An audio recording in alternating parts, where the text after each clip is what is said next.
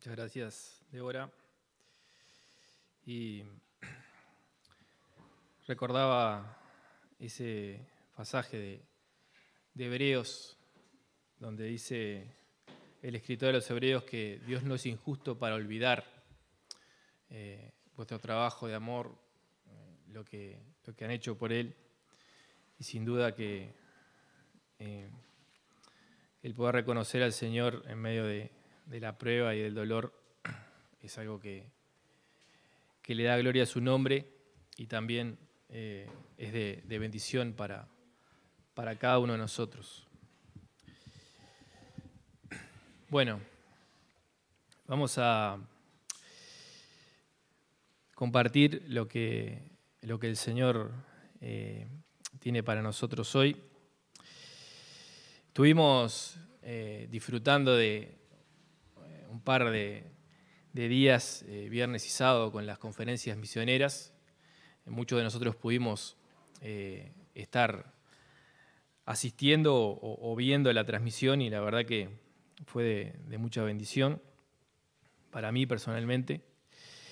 Y los animo a poder estar para la próxima, ¿no? Porque la verdad que son momentos de comunión y donde Dios prepara un plato espiritual abundante y la mesa está servida. Y hoy también vamos a compartir de la palabra, porque la palabra es la que nos alienta, nos inspira, nos edifica.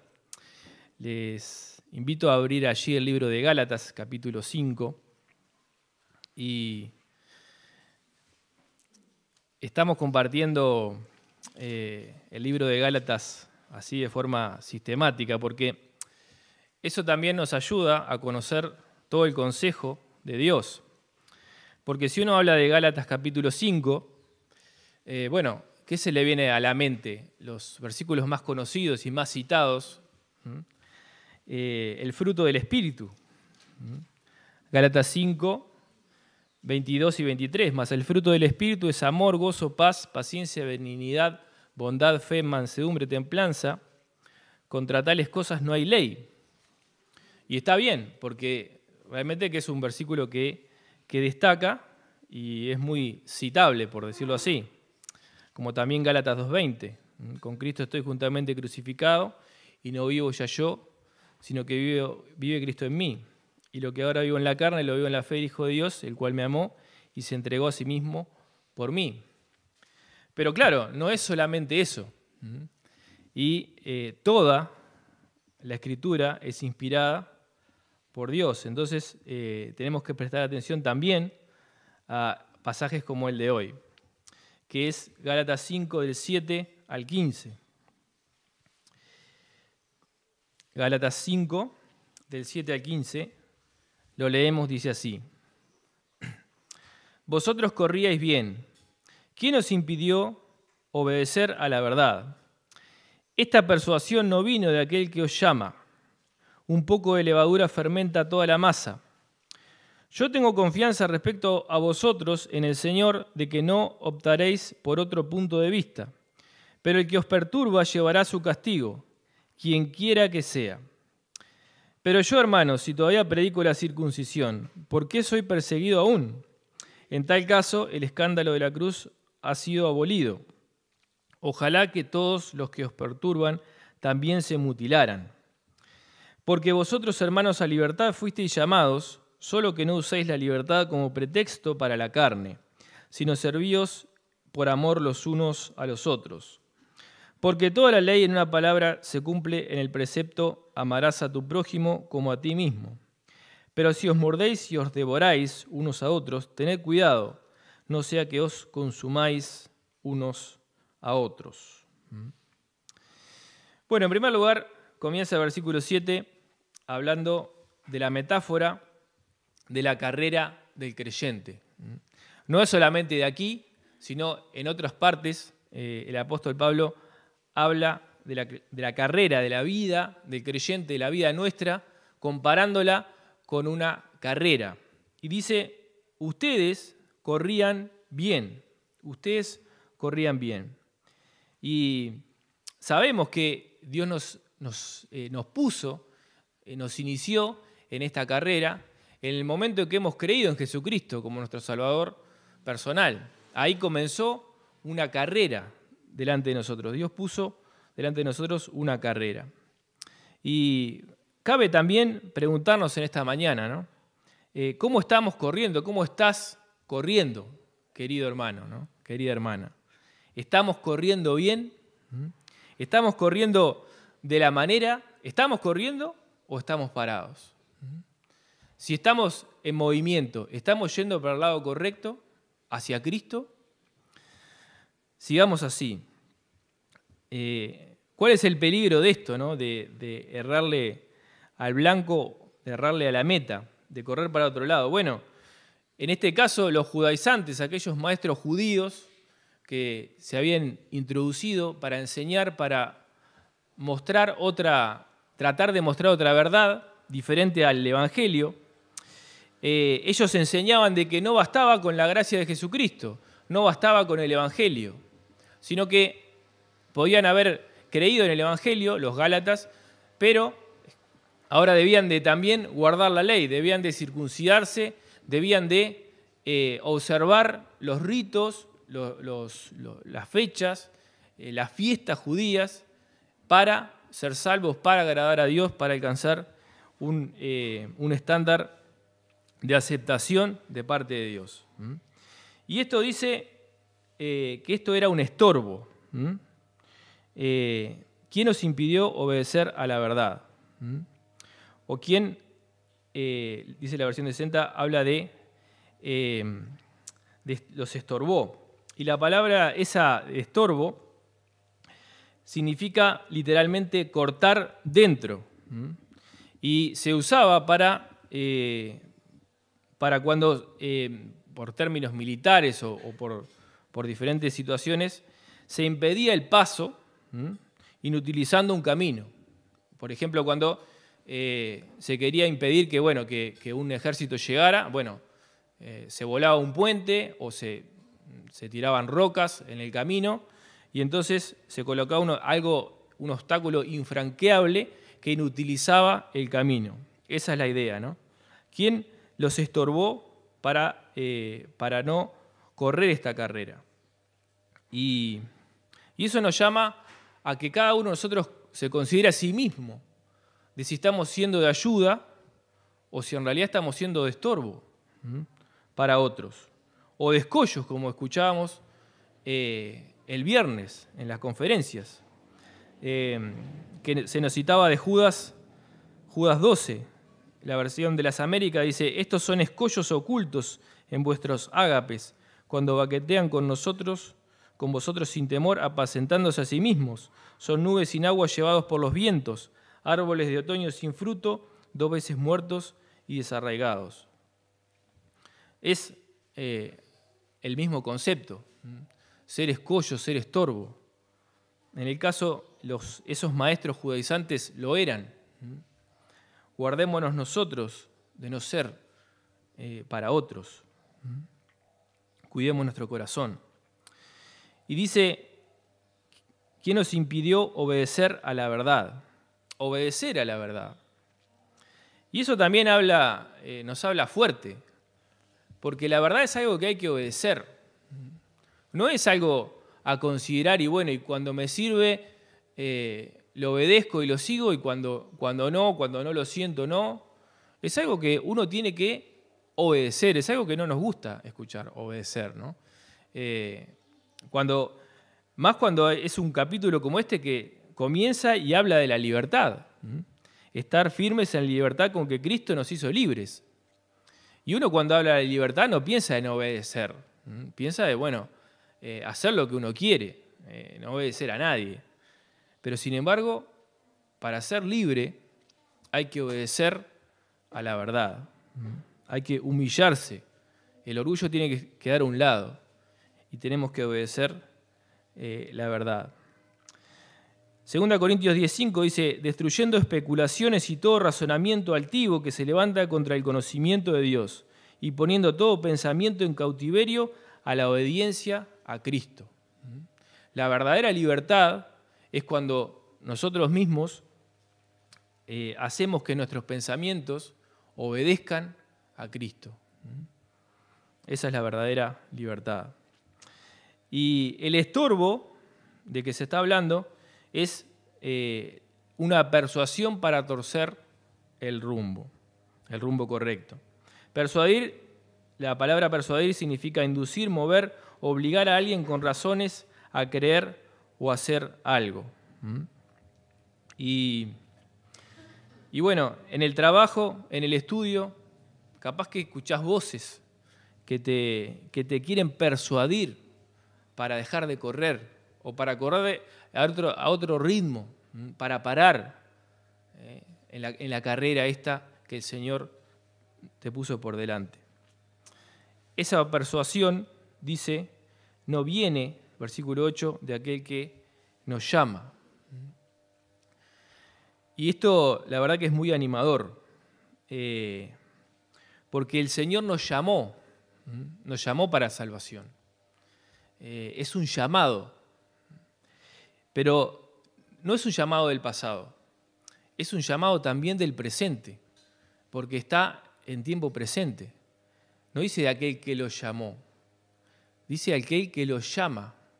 Es decir, el Señor que en el pasado te llamó para salvación es el mismo Señor que hoy en día, tiempo presente, te está llamando y me está llamando para seguir, para buscarle a Él, para continuar la carrera. Entonces, hermano, que esto sea de aliento. Al Señor no es que te dejó solo, no es que te llamó, te salvó y bueno, ahora arreglate como puedas, hacé lo mejor que puedas.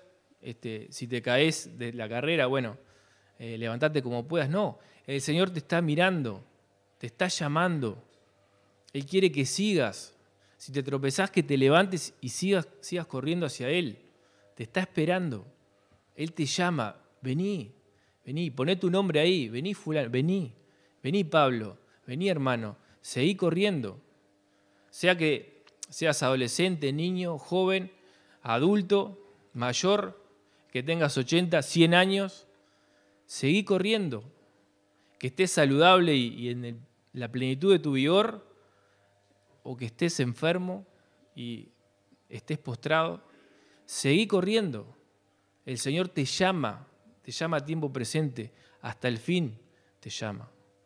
Porque Él está interesado en ti, en que sigas adelante. Seguí corriendo. Él te llama. Él me llama. Y este llamado, Él está con nosotros también como hemos escuchado, pero no es una carrera fácil. No es una carrera fácil. Acá lo dice, luego dice el versículo 11, si todavía predico la circuncisión, ¿por qué soy perseguido aún? En tal caso el escándalo de la cruz ha sido abolido. Y aunque puedan haber problemas y dificultades, el Señor está con nosotros. Dice Efesios 4:1, yo pues prisionero del Señor les ruego que ustedes vivan de una manera digna de la vocación con que han sido llamados. 1 Timoteo 6:12 dice, pelea la buena batalla de la fe, echa mano de la vida eterna, a la cual fuiste llamado y de la que hiciste buena profesión en presencia de muchos testigos. Hay una batalla que presentar. Es una carrera y es también una batalla. Y fui llamado a ella. Tengamos cuidado, como dice el versículo 9, un poco de levadura leuda toda la masa o fermenta toda la masa. Es otra metáfora. Yo no soy cocinero ni nada, ¿no? Pero tenemos la idea de lo que es la masa, ¿no? O sea, ponemos harina y se pone levadura y se pone un poco de agua. Eso pregunté ahí porque no tenía ni idea, pero porque uno tiene que poner un poco de agua. Y ahí, si uno lo deja así, con el calor mejor, eso va a cambiar. Y ya no va a ser esa harina blanca con esos granitos. Va a cambiar completamente, va a ser otra cosa diferente. Va a ser una masa de otra consistencia, de otro color. Y acá la idea de la levadura, muchas veces, no siempre, pero muchas veces en la Biblia, es una figura del pecado. Y tengamos cuidado, no permitamos que pequeñas cositas, pensando que son inofensivas en nuestra vida, que se oponen a lo que Dios nos quiere decir, nos quiere dar, en lo que Dios quiere que andemos, puede ser esa levadura, que de repente, permitiendo que esté en nuestra vida por un tiempito, termina fermentando y cambiándolo todo. Tanto sea en nuestra vida personal como en la iglesia. Un poco de levadura leuda toda la masa. La importancia también de la forma de pensar. Versículo 10 dice: yo tengo confianza respecto a vosotros en el Señor, que no optaréis por otro punto de vista. Tenemos que cuidar nuestra manera de pensar, especialmente cuando Dios nos confronta con algo en su palabra. Como Pedro, ¿no? Pedro le dice: no, Señor. ¿Cómo? En ninguna manera esto te acontezca. No, Señor. Y la respuesta del Señor fue: apártate de mí, Satanás. Me eres estorbo. No le podemos al Señor decir que no. Si es Señor, ¿por qué me llaman Señor, Señor y no hacen lo que yo digo?, preguntaba el maestro. Tenemos que decirle que sí al Señor. Cuando el Señor nos muestra algo en su palabra, claramente, si viene de los hombres, bueno, puede ser discutible, discutido, está. Pero si viene del Señor, no le digas que no al Señor. La importancia del modo de pensar. Debemos de pensar como el Señor nos llama a pensar en su palabra.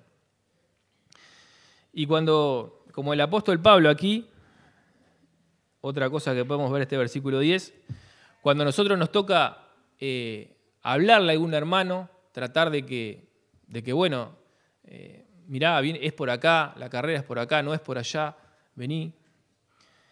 Y la decisión está de su lado, ¿verdad? La decisión está del lado de él.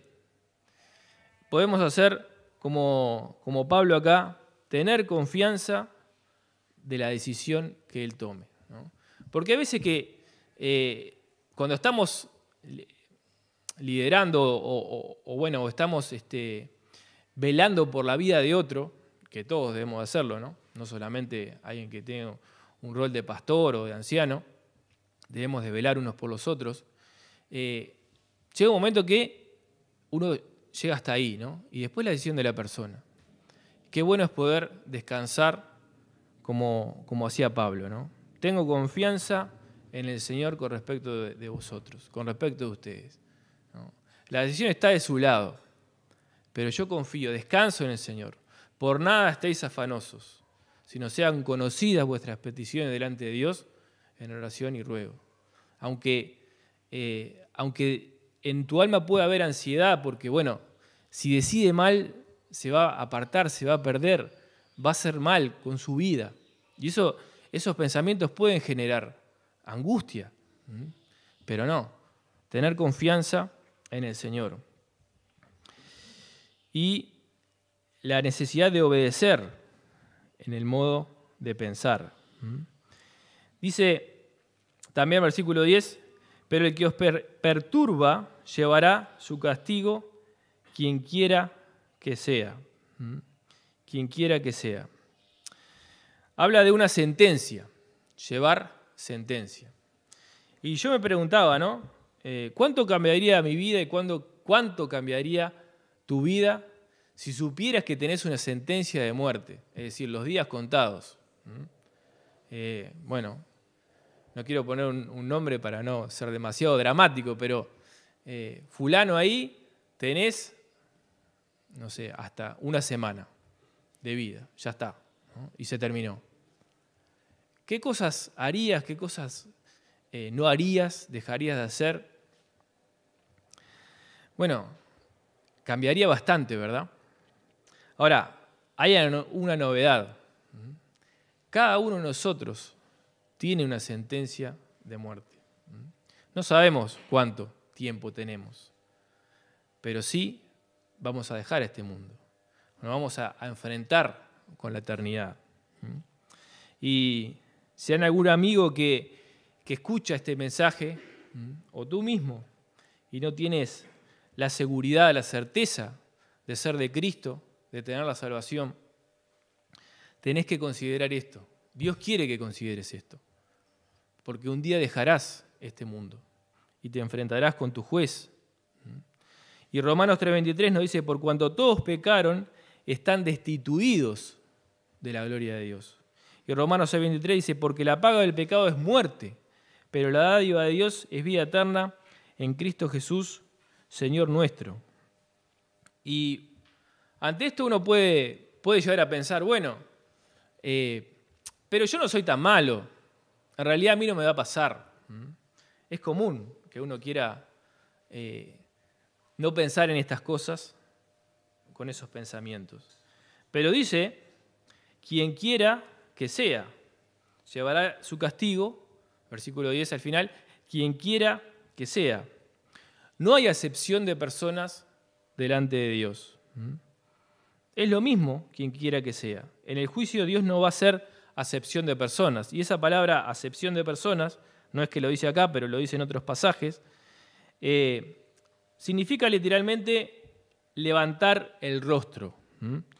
Y es interesante porque cuando se saludaba a un superior, eso era bajando el rostro ante una persona superior. Cuando el superior quería tener un favor especial ante el que estaba arrodillado y con el rostro bajo delante de él, le levantaba el rostro en señal de un favor, de un agrado especial, ante un rey, ante quien sea, ¿no? Pero esto no podía ser en cuanto a un favoritismo para el juicio. Eso estaba literalmente prohibido en el libro de Levítico. A los sacerdotes no podían tener acepción de personas en el juicio, porque te caía bien alguien, mostrarle un cierto favoritismo. De repente es culpable, pero bueno, como me cae bien, vamos arriba, ¿no? Eso no. Y eso era común, ya sea porque me caía bien o porque venía un soborno, ¿no? Eso tampoco, obviamente. Con Dios no corre nada de eso. Con Dios no hay acepción de personas. Entonces, tenés que tener en cuenta esto, ¿no? Eres un pecador, Dios te juzgará. 2 Timoteo 4:1 dice, te encarezco delante de Dios y del Señor Jesucristo, que juzgará a los vivos y a los muertos en su manifestación y en su reino. El Señor juzgará. El Señor nos juzgará a todos y a cada uno. Pero no quiere condenar. Por eso Dios te ama, dice Juan 3:16, porque de tal manera amó Dios al mundo, que ha dado a su Hijo unigénito para que todo aquel que en él cree no se pierda, sino que tenga vida eterna. Cristo murió por ti y por mí. Romanos 5:8 dice, mas Dios muestra su amor para con nosotros en que siendo aún pecadores, Cristo murió por nosotros. Y uno dice, ¿qué tengo que hacer yo? Bueno, arrepentirte de tus pecados y creer en Cristo como tu Salvador personal y recibirlo. Juan 1:12, mas a todos los que le recibieron, a los que creen en su nombre, les dio el poder de ser hechos hijos de Dios. Y nosotros tenemos que tener en claro esto y refrescarlo siempre. Porque de la manera que Cristo os perdonó, de la manera que habéis recibido a Cristo, así andad en Él. Porque de otra manera podemos terminar como esos fariseos judaizantes, lejos de la gracia de Dios. Versículo 11, el apóstol Pablo refuta las acusaciones contra él. Pero yo, hermanos, si todavía predico la circuncisión, ¿por qué soy perseguido aún? En tal caso el escándalo de la cruz es abolido. Lo acusaban a él, al apóstol Pablo, de esto, de predicar la circuncisión. Era una acusación que él tenía. Entonces, claro, él dice, pero si yo hiciera esto, predicar el judaísmo, predicar la circuncisión, entonces el escándalo de la cruz es abolido. O sea, ¿para qué me persiguen si yo sigo predicando el judaísmo? No es así. Y el viernes nos hablaban también de la necesidad que tiene la iglesia del día de hoy y todas las iglesias, de columnas que sostengan, columnas en las cuales se pueda apoyar, columnas que permanezcan. Todos y cada uno de nosotros somos llamados a ser columna en el templo de nuestro Dios. Que no venga cualquier cosa y nos tire abajo. Una columna es algo por lo cual no hay que preocuparse de que se sostenga. Una columna sostiene, la columna está allí. Acá no tenemos columnas visibles, sin embargo, están, ¿no? Están. Y también la comparación con los floreros, que están de adorno. Los floreros están de adorno ahí. Y son frágiles. Se cae el florero, se rompió. Y busca llamar la atención. El florero se pone donde todo lo vea. Si no hay columna, el edificio se viene abajo. Y el florero tiene que estar ahí y que le presten atención. Bueno, que queramos cada uno de nosotros ser columna y no ser floreros. Y sabiendo que hay momentos difíciles. 2 Timoteo 3:12 dice, y también todos los que quieran vivir piadosamente en Cristo Jesús padecerán persecución. Hechos 5:41 dice, y ellos salieron de la presencia del concilio gozosos de haber sido tenidos por dignos de padecer afrenta por causa del nombre.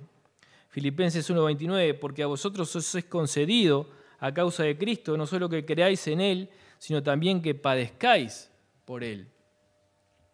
Y eso no va mucho con un florero, pero sí con una columna.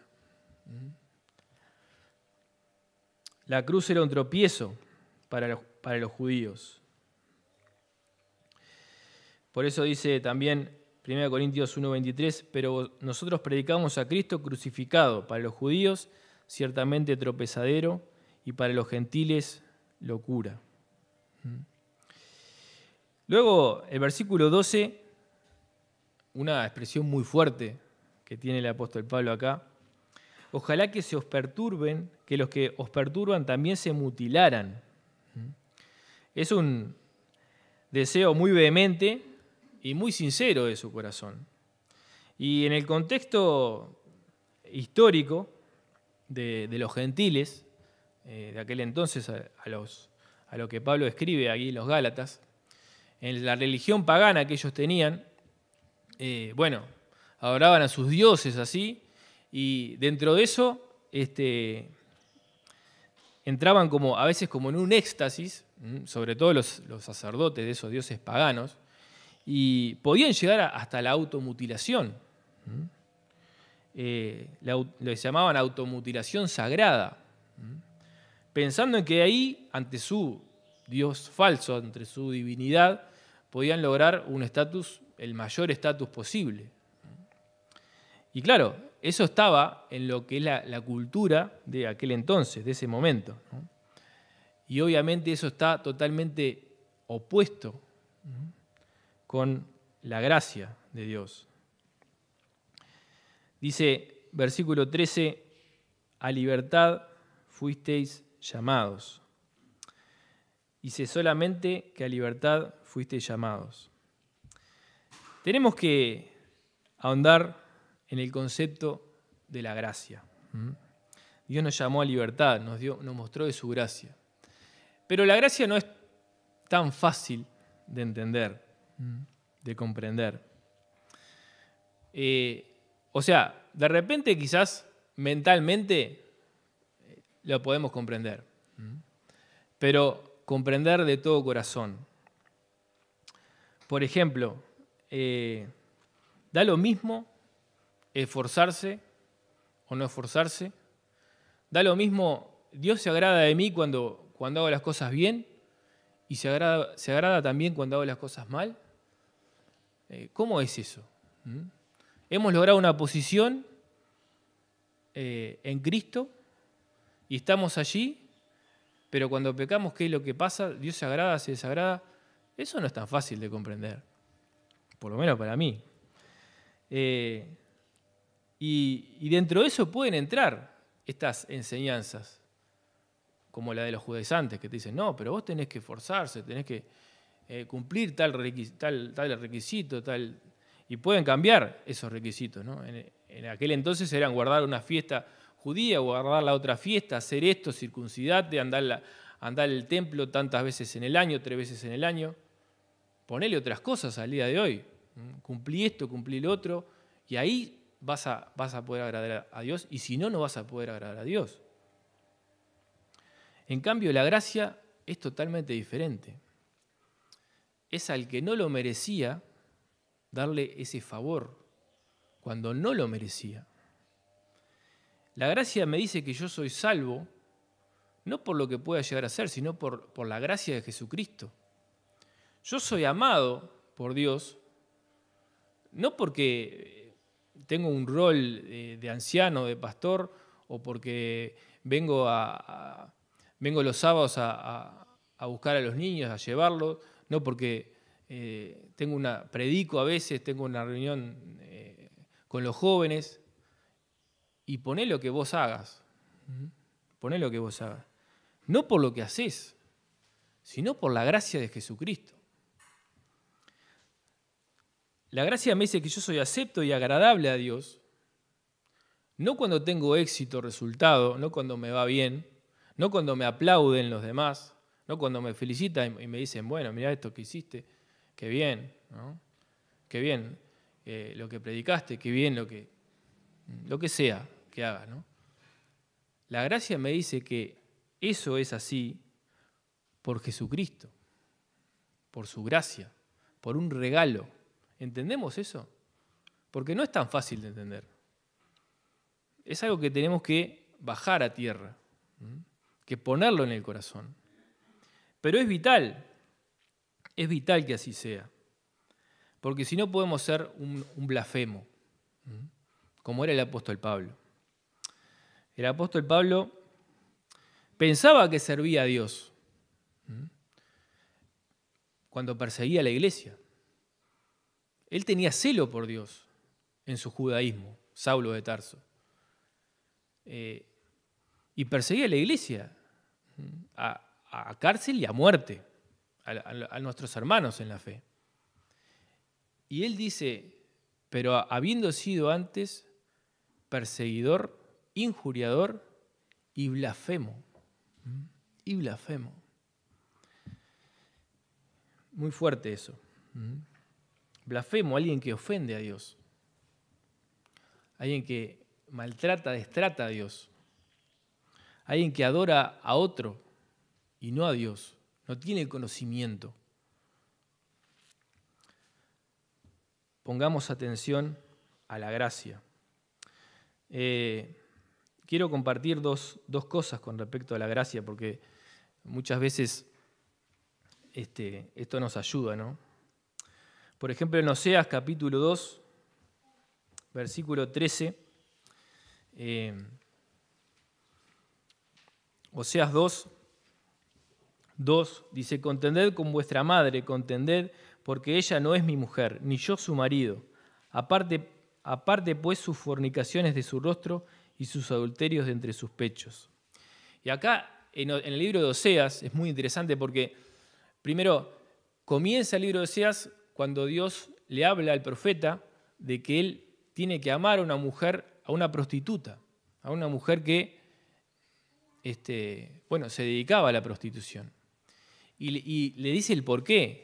Porque mi pueblo, Israel, fornica y adultera, amando y adorando a dioses falsos, a ídolos. Y de esa manera se sentía Dios con su pueblo. Entonces, en esta metáfora que él plantea, Dios es el marido y su pueblo es esa mujer. Y en la vida del profeta Oseas termina pasando esto. Termina siendo un panorama de lo que Dios sentía con respecto a su pueblo Israel. Y el versículo 13 dice, y la castigaré por los días en que incensaba a los Baales y se adornaba de sus zarcillos, de sus joyeles, y se iba tras sus amantes y se olvidaba de mí, dice Jehová. Así se sentía Dios por la infidelidad de su pueblo de Israel. Y el pueblo era como esta mujer, esta prostituta. Y uno dice, ¿qué harías vos y qué haría yo? ¿O qué iba a hacer Dios después de eso? Y el versículo 14 es precioso. Pero, mereciéndose ella todo el rechazo, todo el desprecio, todo el juicio, pero he aquí que yo la atraeré y la llevaré al desierto y hablaré a su corazón. Y le daré sus viñas desde allí y el valle de Acor por puerta de esperanza, y allí cantará como en los días de su juventud y como en el día de su subida de la tierra de Egipto. Qué bueno es Dios, porque merecía algo esta mujer, el pueblo de Israel, que le había maltratado, le había sido infiel, le había escupido en la cara, le había pagado mal por bien, no merecía nada.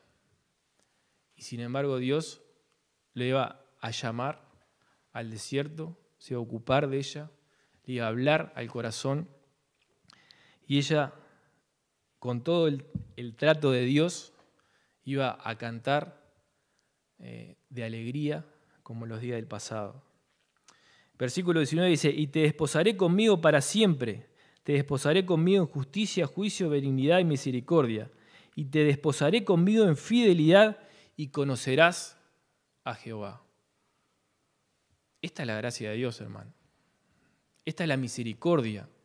La misericordia es no juzgar, o sea, si bien iba a haber un juicio, lo leímno, ¿no?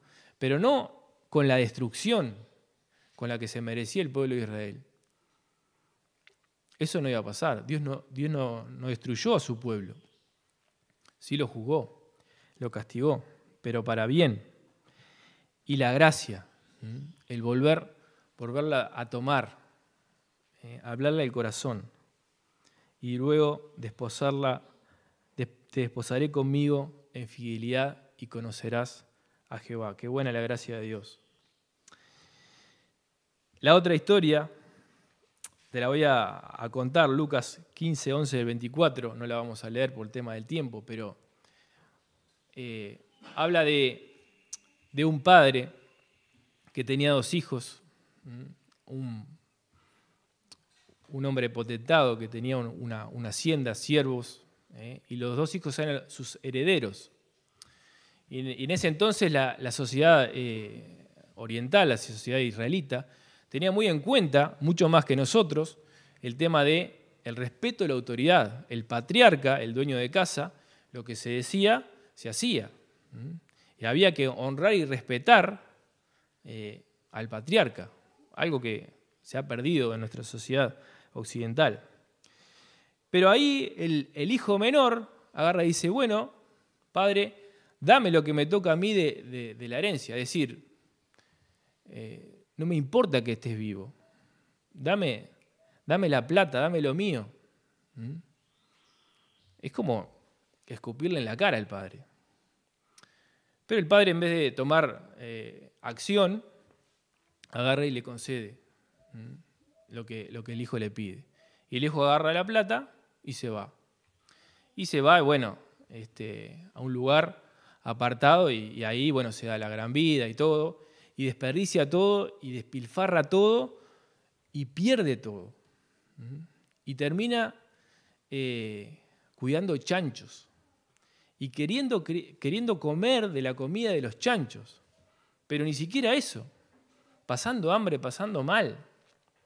Y ahí dice, pero voy a volver a mi casa, porque los criados de mi padre pasan mucho mejor que yo. Y me voy a pensar un versito para decirle, voy a decirle, Padre, pecado contra el cielo y contra ti, perdóname, haceme como uno de tus jornaleros, de los criados, los que están en tu casa. Entonces va y se encamina a su casa. Ese padre no se había olvidado de su hijo. Y mirando para el lugar donde se había ido, lo ve a la distancia. Y ese padre no tenía necesidad ni obligación de recibir de vuelta a su hijo, que le había maltratado tanto, que le había ofendido profundamente. Pero cuando lo vio así a lo lejos fue, dice, movido a misericordia. Su corazón se conmovió por su hijo, que venía así, sin un peso, oliendo a chancho, desastre. Y dice que se levantó y corrió. Y en aquel entonces usaban vestiduras largas y sobre todo los patriarcas, los padres de familia, no corrían por la edad, por el tema de caerse, porque era un tema de respeto, era toda la solemnidad de una persona mayor, de autoridad, de respeto. No era común eso. Pero ese padre, al ver a su hijo, se olvida de todo eso y va y corre hacia él. Y lo abraza y lo besa. Y el hijo ese conmovido empieza a decirle el versito: Padre, pequé contra el cielo y contra ti. No merezco ser llamado tu hijo. Y no le pide nada, no le dice, hazme como uno de tus jornaleros. Reconoce. Y ese padre, con toda esa vergüenza que le había hecho pasar el hijo, llama a sus criados y dice, bueno, báñenlo, vístanlo. Denle de vuelta el anillo, que significaba, este es mi hijo y es uno de mis herederos. Y vamos a hacer una fiesta, porque mi hijo estaba muerto y ahora se ha encontrado. Y te quiero decir que ese padre es Dios. Y ese hijo que ofendió al padre de una manera tan dramática, sos vos y soy yo. Y esa es la gracia de Dios. Nosotros no merecíamos absolutamente nada de Dios. Le ofendimos a Dios. Pero Él no tomó en cuenta nuestros pecados, sino que los puso en su Hijo, en Jesucristo. Y esa es la gracia de Dios. Y tenemos que entender la gracia de Dios. Tenemos que meditar en la gracia de Dios. Porque de otra manera podemos terminar como esos falsos maestros.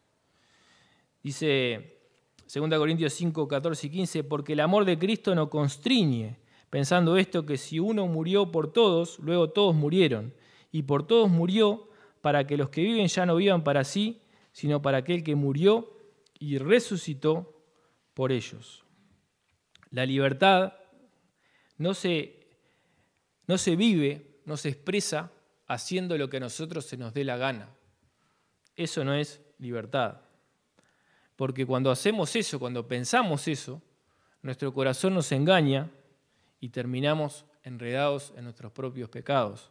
Jeremías 17, 9 y 10 dice, engañoso es el corazón más que todas las cosas y perverso. ¿Quién lo conocerá? Yo, Jehová, que escudriño la mente, que pruebo el corazón para dar a cada uno según su camino, según el fruto de sus obras. Si nos engañamos pensando que libertad es hacer lo que a mí se me da la gana, como dice el mundo, hacer lo que sienta tu corazón, de hacer esto te volvés un esclavo. Como dice Juan 8:34, Jesús le respondió, de cierto os digo que todo aquel que hace pecado, esclavo es del pecado. Y Romanos 6:16 dice, ¿no sabéis que si os sometéis a alguien como esclavos para obedecerle, sos esclavos de aquel a quien obedecéis, sea del pecado para muerte o sea de la obediencia para justicia? Entonces no nos engañemos, solo que no uséis la libertad como pretexto para la carne. Eso puede ser usado para esto, como un pretexto. ¿Qué es la carne? Bueno, la carne es lo que está allí, dentro nuestro, las pasiones desordenadas, las pasiones que no todas las pasiones son malas, no todas las pasiones se oponen a Dios, pero hay muchas pasiones que sí, que son desordenadas. especialmente las que Dios dice que todo es bueno, que todo es lícito, pero no todo conviene, cosas que Dios ha provisto, pero que fuera de tiempo, que fuera de norma, fuera de cantidad, se vuelven malas. Por ejemplo, el sexo. El sexo fue creado para el matrimonio. El matrimonio, honroso sea en todos el matrimonio y el lecho sin mancilla. Es algo honroso el matrimonio. La unión conyugal es algo que Dios nos llama a hacer. Pero fuera del matrimonio se vuelve algo malo. Y no nos engañemos, no tomemos esa libertad como un pretexto para nuestras pasiones de la carne. Gálatas 6:7 dice, no os engañéis, Dios no puede ser burlado, pues todo lo que el hombre sembrare, eso también segará. Y dice, sino servíos por amor los unos a los otros. Entonces, para vos y para mí, hombres y mujeres cargados de tentaciones, de esas pasiones que tenemos que refrenar. ¿Querés ocuparte en lo que verdaderamente es provechoso? Hacé esto. Serví por amor los unos a los otros.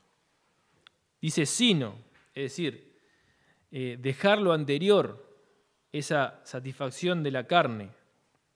Pero no alcanza con apagar esto, con sofrenar y refrenar eso, con ponerle un freno de mano a esto. Hay que hacer esto otro. No hay que quedarse en neutro, en punto muerto. Servir. Servir es una tarea que es de bendición para otro. Servir puede tomar muchas formas, pero es algo que bendice y que ayuda a mi hermano. Lo que sea. ¿Querés un parámetro? Bueno, lo que te haría bien a vos. Puedes empezar por ahí. Lo que te hace bien a vos, bueno, hacelo con tu hermano. Ahí va, si no cumplís todo, bueno, vas a andar muy cerca. Vas a andar muy cerca de lo que es el servir. Pero servir por amor. No por ganancia personal, no por algo material. No para que te lo devuelvan. No para sentirte vos bien. Servir por amor, buscando sinceramente el bien del otro, el bien del hermano. Y dice los unos a los otros. No es la élite más humilde que tiene que servir a los más poderosos y más destacados. No hay tal cosa, no hay tal diferencia, no debería existir ningún tipo de diferencia entre el pueblo de Dios, entre la iglesia de Cristo. Los unos a los otros. Todos a todos. Esto es algo para todos. No es el pastor a los demás. No, todos a todos. Servir por amor los unos a los otros. La importancia del amor se ve en el versículo 14. Toda la ley, en una palabra, se cumple en el precepto amarás a tu prójimo como a ti mismo. Es decir, toda la ley, nos dice acá, se resume en esto, en amar al prójimo, en amar a los demás, el amar a tu hermano como a ti mismo. Poner a los demás en el lugar nuestro. Y una seria advertencia, el versículo 15. Dice, pero si os mordéis y os devoráis unos a otros, tened cuidado, no sea que os consumáis unos a otros, de vuelta unos a otros. Y esto también puede pasar. Si os mordéis, no está hablando en el sentido literal, pero sí se refiere muchas veces a algo que hacemos con la boca. Con la boca. Hablar del hermano, hablar mal. Y tengamos cuidado con esto, ¿no? Es algo a lo que todos estamos expuestos. Opiniones podemos tener todos. Alguien hace algo, bueno, a alguno le puede gustar y a otro le puede no gustar. Pero yo puedo estar mordiendo a mi hermano, empezando a... Ojo, porque si mordés y aún peor, si lo comés, dice, y no está hablando tampoco de canibalismo acá. Si se muerden y se comen unos a otros, tengan cuidado. Proverbios 18:8 dice, las palabras del chismoso son como bocados suaves y penetran hasta las entrañas. Ese comerse, esos chismes, tener cuidado. Y estas, cuando dice unos a otros, estas malas actitudes se contagian. Y ahí el problema, ¿no? Yo me entero que alguien habló mal de mí. ¿Y qué hago? Se lo devuelvo ahí, pumba, ¿no? Y voy y páfate. Hablo peor, ¿no? Porque si se metieron conmigo, me van a conocer a mí. Y no es así, hermano. Cuando hacemos esto, la bendición de Dios se detiene en la iglesia. Porque la bendición de Dios está cuando estamos unidos, juntos en armonía. Mirad, dice, mirad. Hay algo que no ves cuando te metes en esta batalla, en esta pelea unos a otros, de morderse y de comerse y de mirarse mal y de criticarse. Hermano, siempre va a haber cosas para criticar. Siempre va a haber cosas criticables. Saquémonos esa venda de los ojos, porque no somos perfectos. No estoy diciendo que cada uno tiene permiso para decir, no, yo soy así, nunca voy a cambiar. No estoy diciendo eso. Pero no esperemos perfección aquí sobre la tierra. Si hoy ustedes me están mirando a mí, si ven mi vida, no van a ver perfección. Y lo mismo podés decir de cada uno. Cuando Dios nos mira a nosotros, no ve perfección. No esperes perfección en tu hermano. O sea, cosas criticables hay y van a haber. Y van a seguir habiendo, hermano. Tenemos que perdonar. Tenemos que seguir adelante. Tenemos que pedir perdón y aceptar el perdón. Tenemos que aclarar las cosas. Si hay malentendidos, hablémoslo. Es la única forma. Porque ten cuidado, mirá esto. Mirá esto. Que no seas consumido, que no seas consumidos unos por los otros.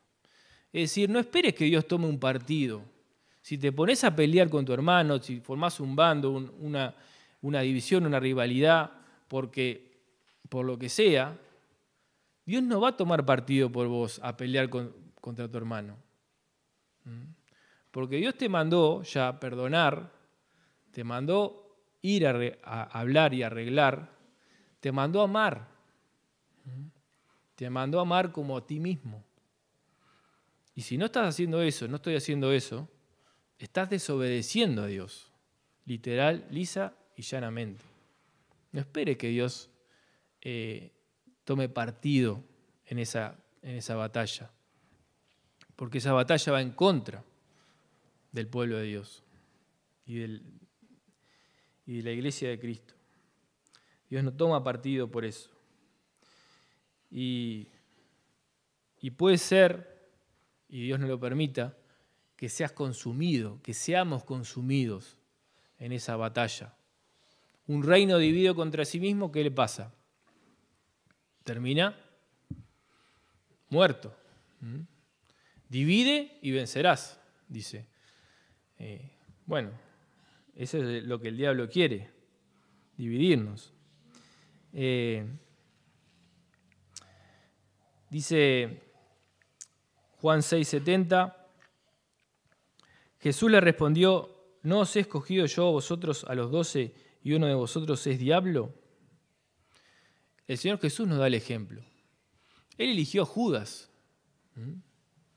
Y sabía lo que Judas iba a hacer, y muchas veces en los evangelios lo dice. Y sabía que tenía un traidor, sabía lo que iba a hacer. Ahora, ¿te sentís traicionado? ¿Te sentís mal? ¿Te sentís maltratado por tu hermano?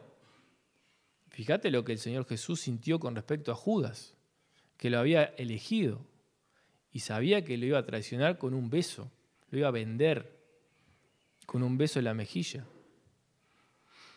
Y sin embargo, hasta el momento que ha indicado, lo toleró a Judas. No tenés entonces excusa para morder a tu hermano. El Señor Jesús no lo hizo con Judas. Los unos a los otros. El Señor oró para que esta unidad sucediera. Juan 17, 23. Yo en ellos, tú en mí, para que sean perfectos en unidad, para que el mundo conozca que tú me enviaste y que los has amado a ellos, como también a mí me has amado.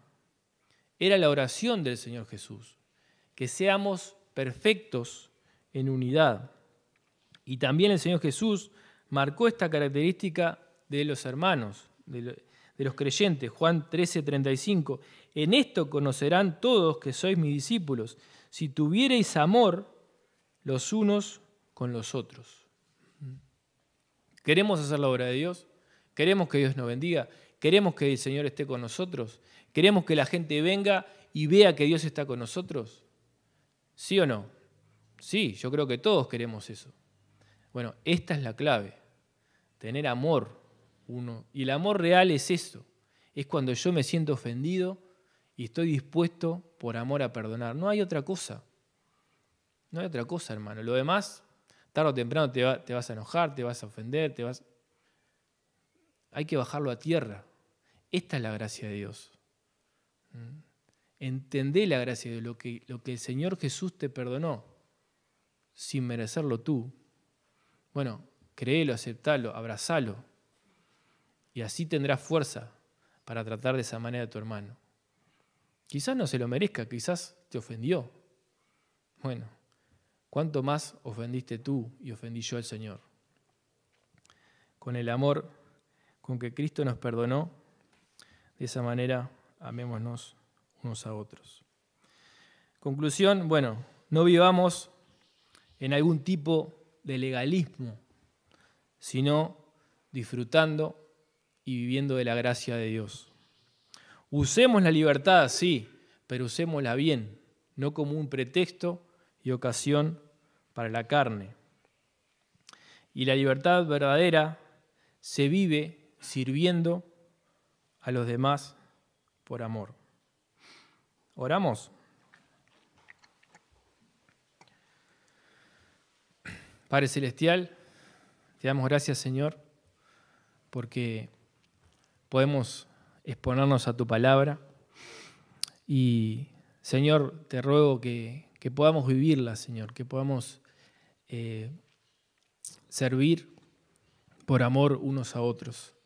No tomar la libertad como un pretexto de la carne y tener en cuenta esta advertencia, que no nos mordamos, que no nos comamos unos a otros, que estemos dispuestos a perdonar, que estemos dispuestos a amar de todo corazón al hermano, porque la gracia nos alcanzó y no merecíamos nada, merecíamos la muerte, el infierno, y aún así, por gracia, tú nos amas, por gracia tú nos salvaste, por gracia somos aceptos y agradables a ti, y estás ahí llamándonos, Señor, desde la meta.